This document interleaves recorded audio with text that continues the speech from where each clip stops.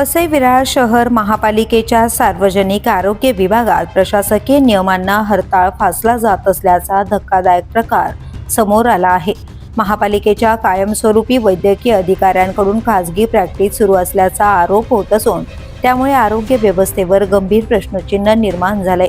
महापालिकेच्या आस्थापना विभागाने 23 जुलै 2025 रोजीच्या प्रशासकीय ठराव क्रमांक 1128 अन्वये आरोग्य विभागातील कायमस्वरूपी MBBS आणि BMS वैद्यकीय अधिकाऱ्यांना 7व्या वेतन आयोगानुसार 35% व्यवसायरोध भत्ता लागू करण्याचा निर्णय घेतला होता।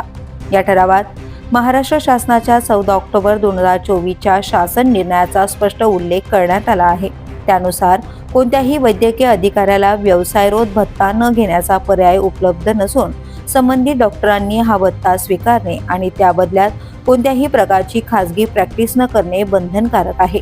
मात्र या नियमांचे उघडपणे उल्लंघन होत असल्याचं समोर आले आहे।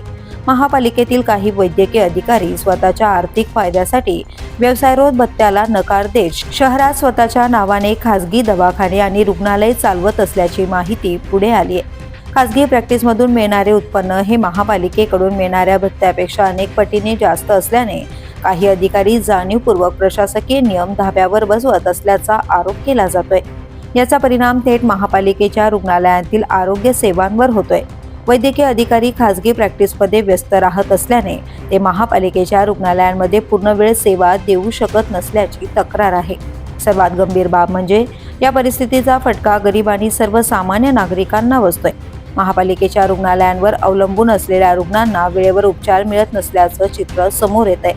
आता या प्रकरणात महापालिका प्रशासन संबंधित डॉक्टरांवर कोणती कारवाई करणार? नियमांचे उल्लंघन करणाऱ्यांवर शिस्तभंगाची कारवाई होणार का? आणि नागरिकांना दर्जेदार आरोग्य सेवा मिळणार का? याकडे सर्वांचे लक्ष लागले। द पोलीस न्यूजसाठी अनिल शिरसाट, वसई विरार।